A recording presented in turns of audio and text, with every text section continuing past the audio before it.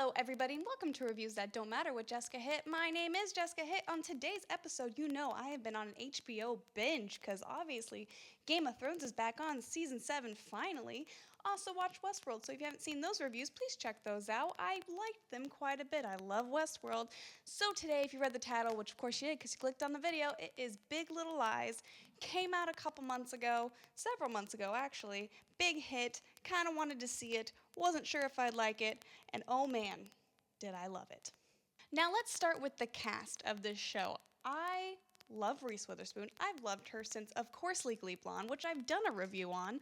Also, hello, we have Sweet Home Alabama. We have all of these really great things. She's won a freaking Oscar. And then you have Nicole Kidman, who is just, she's just a goddess among actresses. She really is. She's just fantastic. You have Laura Dern, who is just like that, silent assassin who you kind of forget about, but when she's in a show, she's always amazing. And then you have Shailene Woodley, who I've been following her since her premiere on The Secret Life of an American Teenager on what used to be known as ABC Family. Now it is currently Freeform.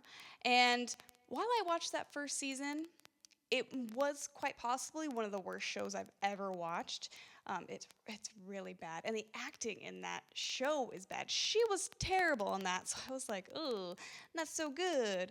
But she started to go on to other roles. Spectacular Now, she was pretty great in. A couple other things, she did Divergent movies, which I still stand by the fact that the first Divergent movie is okay. It's entertaining. The second one, Insurgent, or whatever you call it, is terrible. It's so bad. Oh, it literally was so bad, it almost ended an entire genre of movies that had been reigning in the box office since the first Hunger Games came out. So, that's saying something. So needless to say, I've always been a little up and down with Shailene Woodley, but I really enjoyed her in this. I thought that maybe she would, because basically the premise of this show is that it's about women, and they all happen to have children who are going into first grade, so they're all like 6-year-olds. And I was kind of thinking, well, Shailene Woodley is pretty young in itself. I think she's my age. She's 25, which means she would have had to have a kid when she was 19, which is not unheard of, obviously. Many people do that. Many people have kids younger than that. Anyway, I wasn't sure if she would be able to fit in with the Nicole Kidmans and the Reese Witherspoons, but she does it well. She does it very well. I don't really think twice about how young she is. And I really end up caring about her character. And it's tough to say because I love all the characters. There's also Zoe Kravitz is in this, who was also in Divergent. And that's pretty much the only thing I've seen her in. And she was fine. She had the smallest of the roles for the women. And she's also really young. I think she's also like my age, maybe a year or two older than me. And it still works, especially when she is married to Reese Witherspoon's ex. And Reese Witherspoon is like 10 years older than her. Well, I don't actually know how old Reese Witherspoon is. She could be 31, she could be 45, no clue. So you have these women who all have their kids go to the same class, and their kids are, for the most part, all friends with each other, and it's just this really interesting dynamic between the working mothers, the stay-at-home mothers. Some of them are very good friends, the other ones are just sort of frenemies, and other ones just absolutely hate each other. And it all starts with this really disturbing incident that happens on the first day of school where Laura Dern's child, Annabella, who is like the cutest little girl ever, was strangled, and she has bruises on her neck, and she points it out to be Shailene Woodley's youngest, Ziggy, who's also just adorable. All of the kid actors on the show are really fantastic, I will say that. And so that's kind of what starts this whole thing. And by that, I mean it kind of starts everything steamrolling to what we actually open up the season with, and that is what happens in the final episode, which I'm not going to spoil that for you, obviously.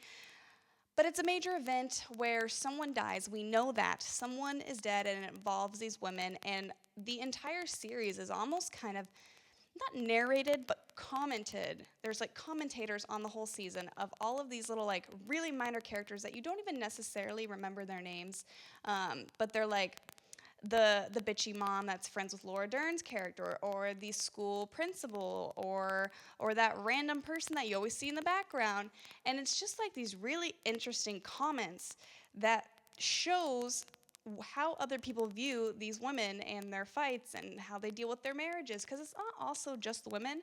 The husbands are just as bad, if not worse in one case, obviously. Big Little Lies goes on for, I think, about 7 episodes. It's a tight 7 hours, and it is a near perfectly told story. And this is based off of a book, I believe. So it had something to kind of go off of. I don't know how closely it followed the books. I have not read up on that. I have not read the books. I think I might read the book because it really does sound very interesting. And also, a lot of times when you have these dramas, there's always like an episode or two that just kind of feel like they're filler episodes and not necessarily delving into anything or advancing the plot, which you see a lot, of course, in network television, because you have to fill a good 22 to 24 hours, which is insane. That's why I like HBO and how it really just tells a story within how long it needs. Usually it's around the 10 episode range. But they just did Big Little Lies for 7 episodes. Kind of what they're doing with Game of Thrones. They let the 2 creators or writers of the show write the final, and they were just like, you know what? I think we only need 7 episodes and 6 episodes for the next 2 seasons. And they did it right. Well, we'll see if they did it right, but I think they definitely did it right in Big Little Lies. I think if there were any more episodes, there would be fillers. There would be things that like just wouldn't hold your attention as much. And I never felt like my attention was waning or that I was not interested in anything. And honestly, there wasn't a storyline where I was just not invested in.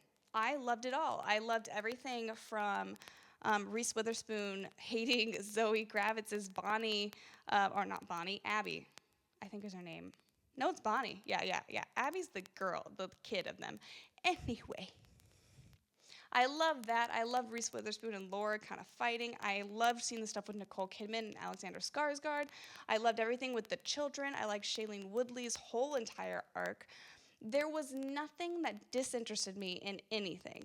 And I am so impressed with this show. I think it's one of my favorite shows that I've ever seen. And I really hope we get a second season, because I'd like to see where they take it, what kind of narrative voice they go with, because they obviously can't use, well, I guess they could still use it, because what I was saying is the commenting on the entire season by all of these minor characters, they could technically still continue that with this second season, because what it would be is like the fallout of what happens with who's dead, and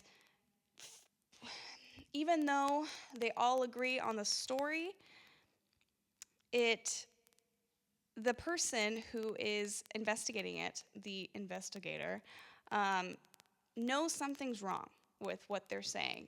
And it would be really interesting to see where they take that, whether it's a 5-episode mini-series type thing or if they go a full 7 to 10 episodes.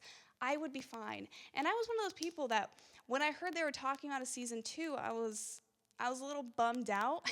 And this was before I saw the season. I was kind of like, can't things just be their own thing? Like, there was only one book. They finished the book. What else is there to tell? And this was before I even saw the second season. So I had no reason to even be commenting on this, And I was kind of with everybody like, yeah, just one season. That's all we need. We don't need a second season. Things are a nice contained story. I thought that the final episode left things very open-ended, because yeah, it kind of leaves you with this like good feeling and everything's hunky-dory, but there's a lot of history between a lot of these characters that was not fleshed out and that was just forgiven in an instant over this insane thing that happens, which would bring people together. I mean, it's very Sorcerer's Stone Harry Potter with Hermione and Ron and Harry all being brought together because of that troll. Like, I get it, but there are going to be tiffs that happen. There's going to be things that people do not understand with each other, and I want to see that sort of friendship develop into less of a, convenient because we were all in the same place at the same time, and more of an actual friendship. And that's what I want to see from a second season if we get it, which we could, considering it's gotten nominated for 17,000 Emmys, which is crazy awesome. And honestly, I want to see what happens in these characters' individual storylines. I need to see how Nicole Kidman's character um, regrows from what happens. Is kind of is she going to go back to working as a lawyer? Does she have the time for that now? What's going to happen with that? I want to see what happens with Reese Witherspoon and her husband Adam Scott's marriage. I want to see how Shailene Woodley's character deals with the fallout of what happens. I want to see if Reese Witherspoon and Zoe Kravitz's characters can actually bond and be good, as well as Laura Dern's Renata. I want to see what happens with these kids because they're fantastic in this. I mean, there's so much that could happen. And then there's also some like a little bit of tension between, of course, Adam Scott's character and then Zoe Kravitz's husband, who is Reese Witherspoon's character's ex. I want to see what could happen there because there was this really awkward tension that was always between them, and there's so much that I want to see. And if you guys want to see it, please watch it. I would recommend this to literally everyone. I honestly would. There's not one person that I would not recommend this show to. I think it's one of the best shows I've ever seen. Man, this whole year has been just gifting us with great shows. Stranger Things, Westworld, Season 7 of Game of Thrones, hopefully.